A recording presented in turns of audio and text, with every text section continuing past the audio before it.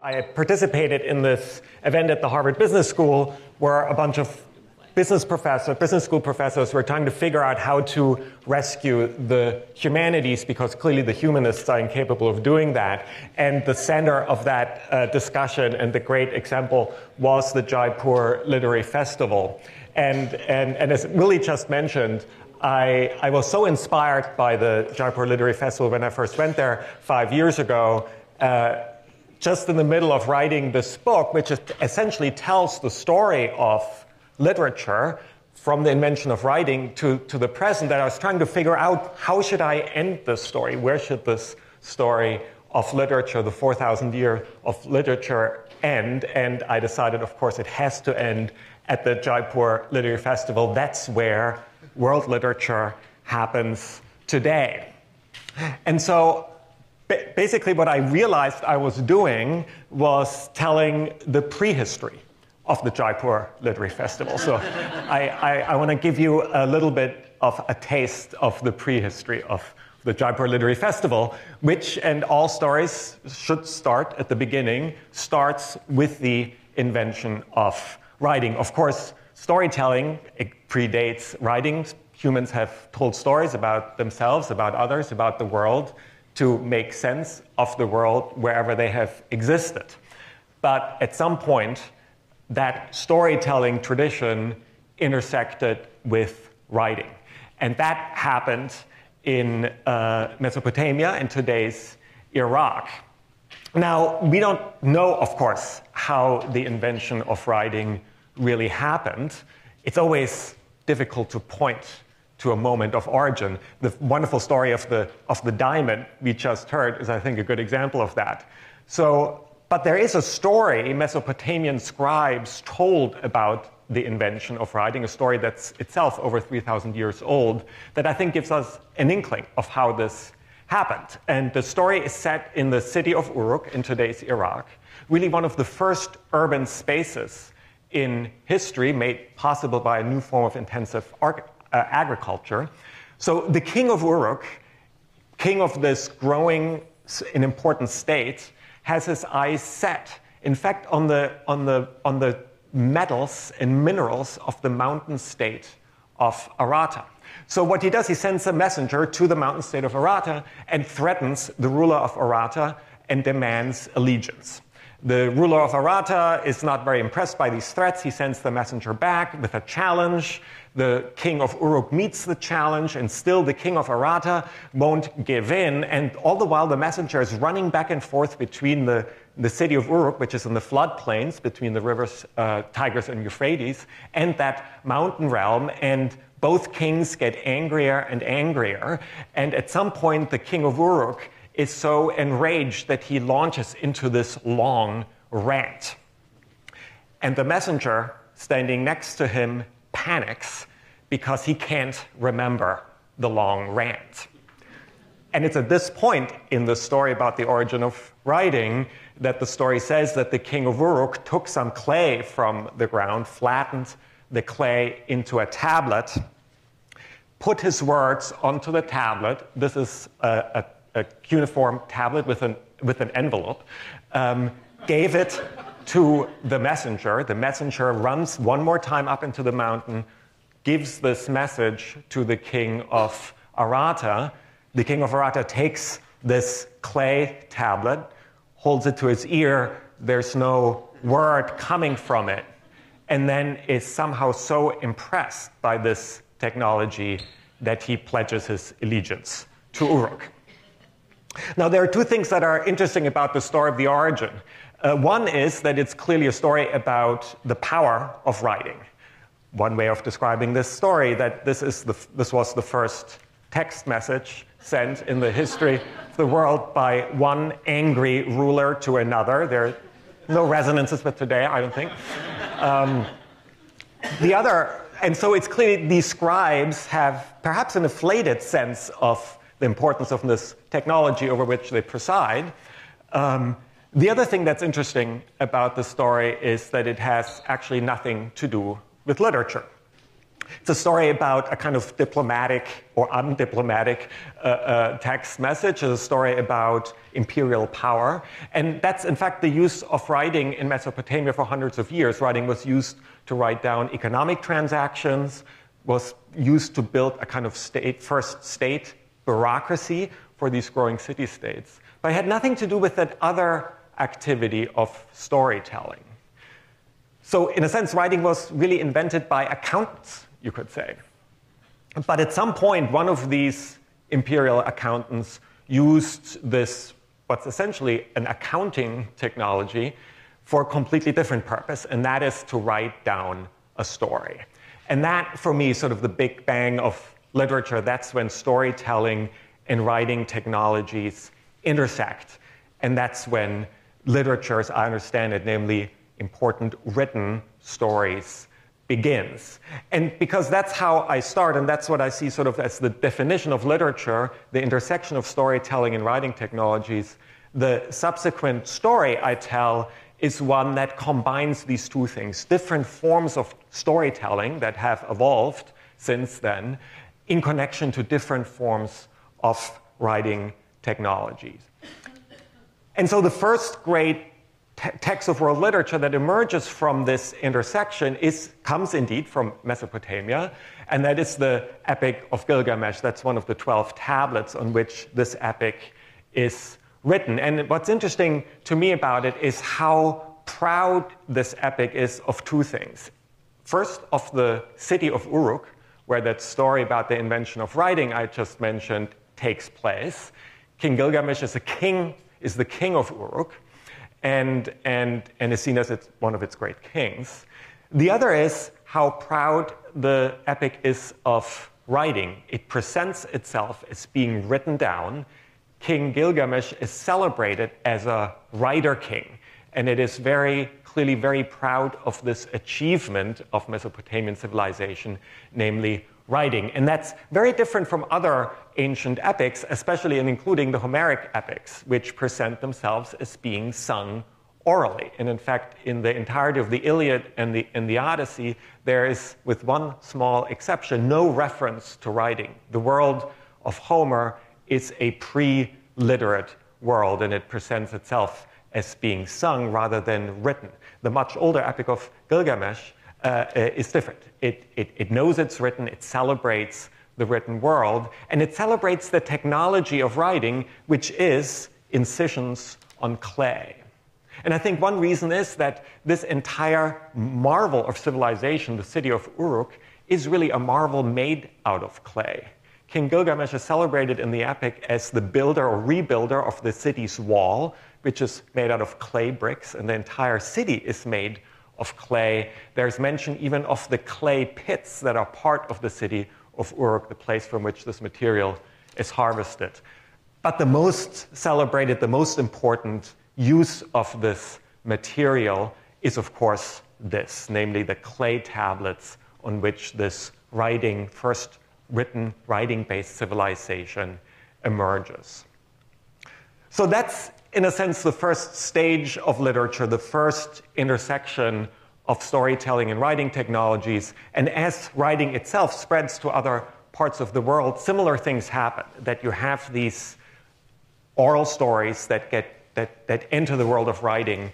You have scribes that are trained in this still very difficult craft of writing, and the result is what I call these foundational texts that become reference points for entire regions and entire civilizations. Fragments of the Epic of Gilgamesh were found all over the Near East, and it's very clear that, in a sense, what happens to that first text message from the king of Uruk, sent to a rival who is being subdued, happens to the Epic of Gilgamesh, that this text was being exported to this, what was really the first territorial state in the history of human civilization. And that lets me appreciate the importance, maybe we would call it soft power, of these written stories.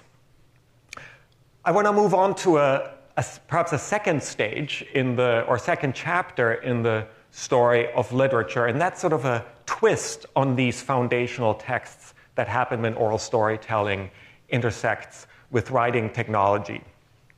That scene, or that episode, is situated not all that far from the city of Uruk. It takes place in Babylon, and it is set amongst a group of Jerusalem exiles that are driven from Jerusalem, which has been destroyed, into Babylonian exile. And very interesting things happen to these Jewish exiles in Babylon. They no longer have access to their temple, so Judaism becomes a portable religion that can be practiced in exile. And the way this happens is that the written stories of the Jews become increasingly important and elaborate, because the exiled Jews in Babylon are now part of the most elaborate writing civilization still on earth. And some exiles, like for example the scribe Ezra, become Babylonian scribes, and they add to the store of written texts. And then when Ezra is allowed to gather a group of exiled Jews and return to Jerusalem, he brings with him these much more elaborate stories. They return to Jerusalem, they rebuilt the city wall, they rebuilt the temple. They are now able to reinstitute Judaism as a temple practice, a practice that takes place in one place, namely in Jerusalem. But in addition, Ezra brings that Babylonian writing culture with him. And this is when this scene that for me encapsulates the next stage in the history of storytelling happens. And Ezra plans this very carefully. He constructs a wooden stage, much like this one. He gathers everybody around. He steps onto this wooden stage, and he holds up the Torah scrolls that he has brought with him from Babylon. And he demands that the assembled people worship these scrolls as if they were a god. And that, for me, is the moment when the idea of sacred writing is invented, where we don't just have foundational stories that may deal with gods and the relationships between humans and gods, but when this technology, this new writing technology itself, becomes an object of worship. It's a very familiar concept to us. I think today it's very difficult to imagine a form of religion that's not based on sacred writing.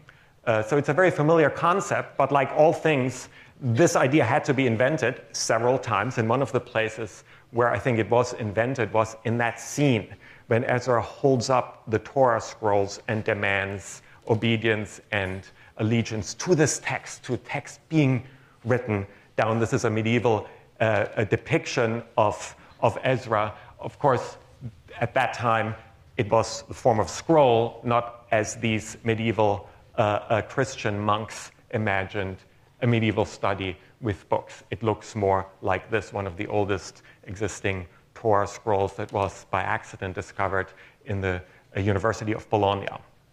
So foundational texts, and some foundational texts now get turned into sacred writing. And as I mentioned, I think this is another idea from the deep history of writing that's still very much with us. All world religions really are based on writing, and we've since exported this idea of sacred texts to other foundational texts like, say, the Declaration of Independence, with all the problems this brings with it, what I call textual foundationalism or textual fundamentalism, an insistence on a particular reading of these foundational texts, problems both in religious and political texts.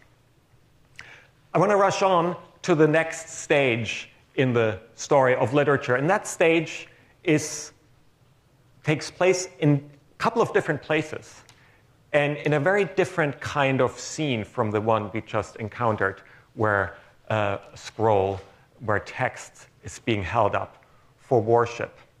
This stage revolves around teachers. Teachers that live in different parts of the world, and in fact in some of the most writing-based cultures of the world. These teachers have introduced a new way of teaching and talking, not just new modes of thought, but different ways of interacting with their followers and students that demand that these students not just adopt new ways of thinking about the world, but also new ways of living. They're addressing their students and demanding of their students that they really change their lives. And this, these students do in increasing numbers.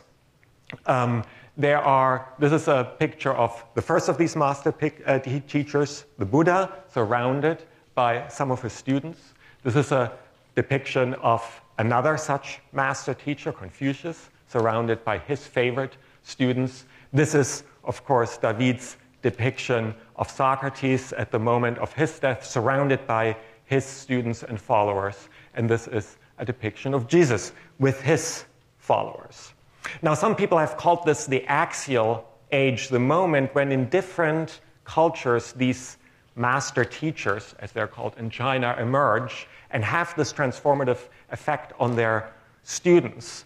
What interests me about them is really two things. The first is that they emerge in some of the most writing-intensive, most scriptural societies on Earth, with the possible exception of South Asia. The other thing is that none of these four teachers write a single word. They live in these writing-based cultures. They could have written, but they choose not to. Instead, they really depend on that live interaction with their students and followers. We don't know exactly why they chose not to write, with the exception of Socrates, who makes very elaborate arguments against this newfangled technology.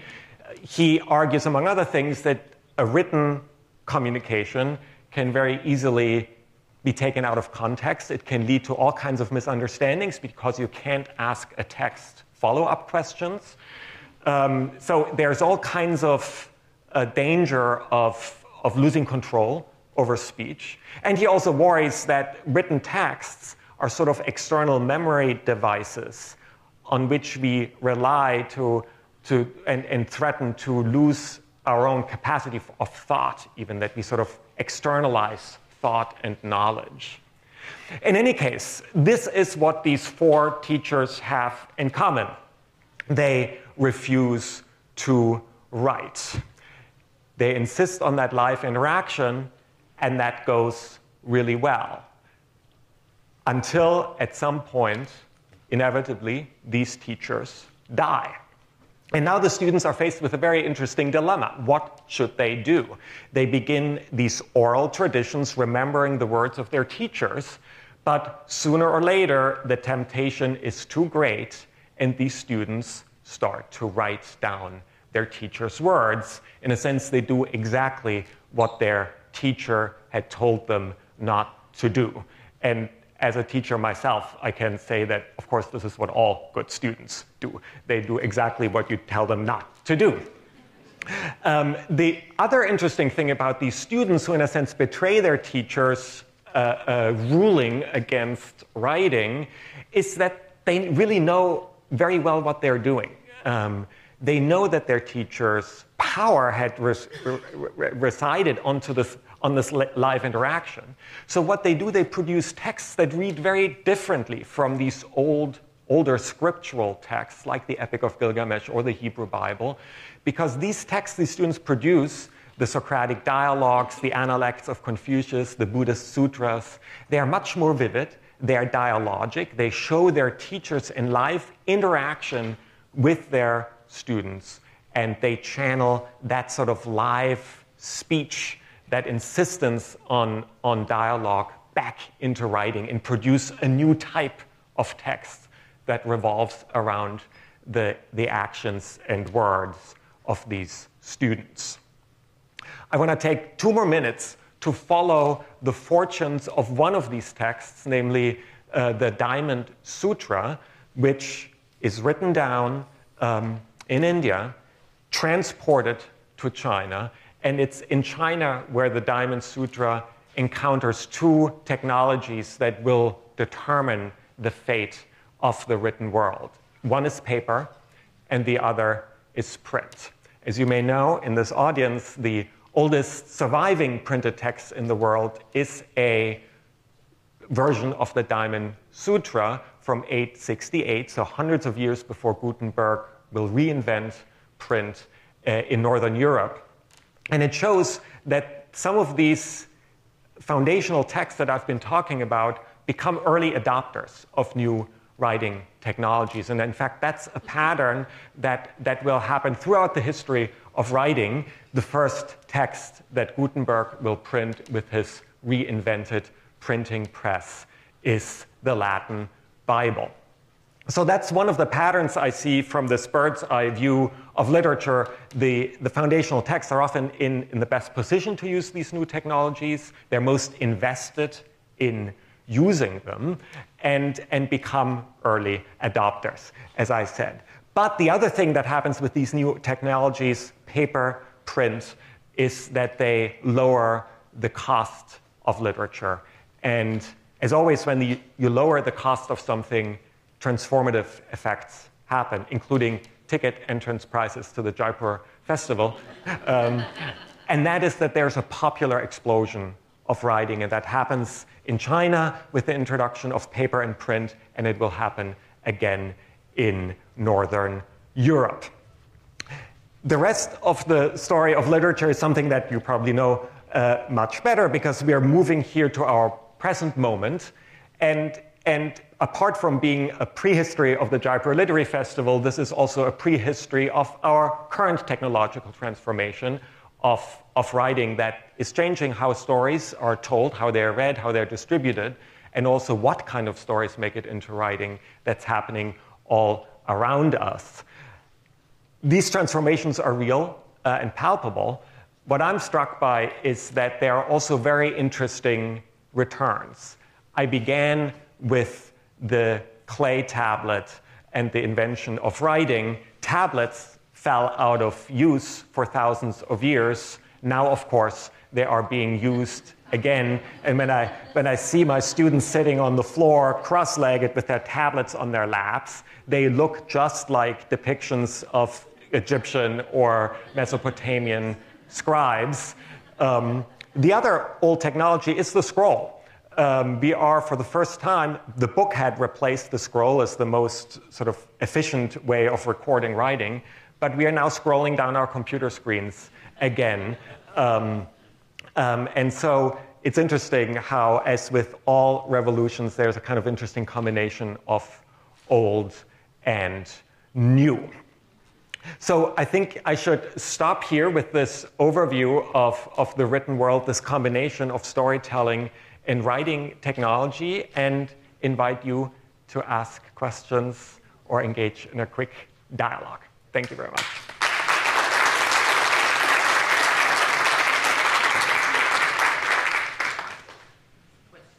Questions? And it's a little hard to see you. If there are questions, yes, in the middle. So just curious, in terms of the foundational text and the starting of the written word across different languages, yes. Was it still kind of the same, or was it different, like certain languages lend themselves more to the written word? I don't think, it's an interesting question. There's an interesting story to be told about different writing systems in different languages. But I think the real difference isn't so much the language itself. It's really more how that original moment begins. And an interesting comparison is, for example, the Chinese literary tradition versus, let's say, India or Greece or Mesopotamia. I mostly talked about literary traditions that begin, whose early foundational texts are essentially narrative texts, epic texts, like the Epic of Gilgamesh or the Indian epics or the Homeric epics. What's interesting about the Chinese literary tradition is that the foundational text is a poetry anthology, a poetry collection, and I think that makes a huge difference for the subsequent history of Chinese literature, the importance of poetry that's instituted right at the center of this literary tradition. That even means that when in poetry gets included in novels, when newer forms of literature emerge, poetry gets enshrined into imperial examination system. So it really changes the entire, the different point of origin, I think, that different genre at the origin of that tradition really changes the subsequent course of that great literary tradition. So I think, in a sense, if I look for differences, I would rather look there, the kinds of types of literature that begin a literary tradition, rather than the specific language in which it is written down, although that also makes, of course, some difference. Mm-hmm.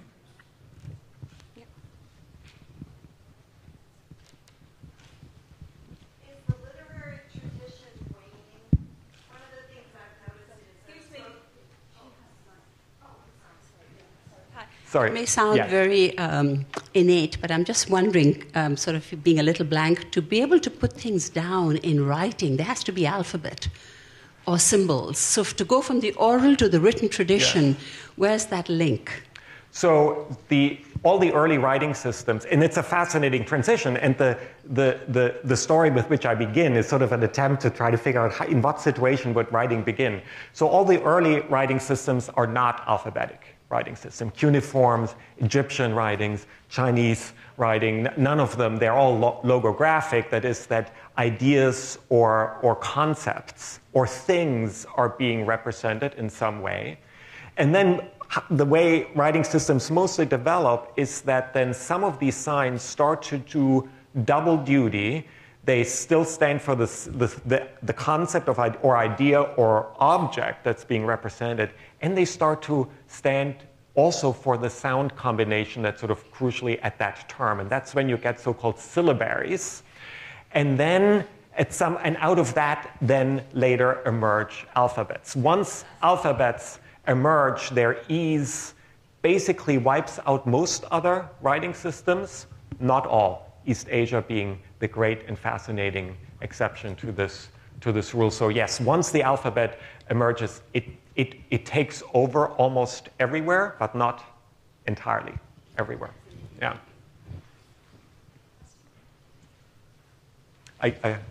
Who has the mic? I think there's a microphone. Yes, hi. This may sound like a peculiar question, but to what extent do you think maybe the written word is not as important, shall we say? I'm really struck by the growth of podcasts, of the amazing growth of the company Audible, where people want to listen rather than read. Right. I'm curious to know your reaction to all of that. Yeah, it's an excellent question. And when I began this book, I thought, okay, at the beginning of these different writing traditions, of course, oral storytelling is, as I mentioned, it's going to be crucial how it gets transformed into writing. What I didn't quite anticipate, what I came very quickly to appreciate, is precisely what you mentioned, namely that the continuing oral storytelling tradition in the history of writing. One of the late chapters in my book is the great West African epic of Sunjata that existed for hundreds of years, but was only written down actually in the late 20th century.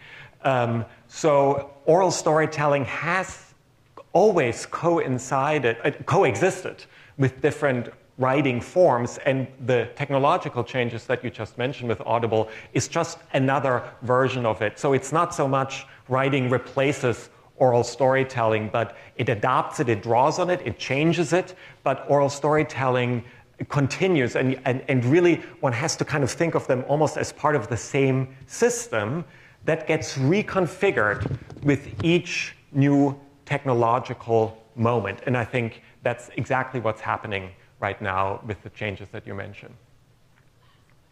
Last question. Yes, sir, right in the middle. When does writing come to India? Yeah, that's an incredibly heated and, I dare say, ideological question. So I've generally been very lucky with reviews and the readers' comments of this book. The most rabid attack came from someone who was very invested in the fact that the so-called Indus Valley script is a full writing system and the kind of idea of the prestige of having one of the oldest writing systems. So it's unclear. So there is the so-called Indus Valley script. It's so far the consensus is that it's probably not a full, it's certainly symbolic, right, a written sign system, but it's not a system that represents language in its entirety. It's possible that more examples and a wider variety of symbols of the so-called Indus Valley script will be discovered, so you never know. But right now, the best guess is that it comes actually much later, and that all the great, as you probably know better than I, all the great South Asian epics existed for a long time as oral stories and get written down quite late. And it's very interesting that even the scholarly literature of these epics, I think always, even when they talk about these early versions of these epics that can have only been really oral, they talk about texts, they talk about sometimes oral literature. I found the scholarship on early South Asian writing the most obfuscating in some ways, the most heated, out of, I think, a misguided idea that the earlier, the earlier you can date your own writing system, the more prestigious. So it's a fascinating, I'm not an expert in this field, but it was a fascinating part of the research. And I think it showed how much sense of prestige and so forth is connected to this idea of writing, where I think India is a fascinating cultural sphere that shows how very long oral traditions determine this culture. The same with print. Print came very, very late to India, brought via Europe by the Portuguese. So in a sense, if I may end with this broad cultural difference, that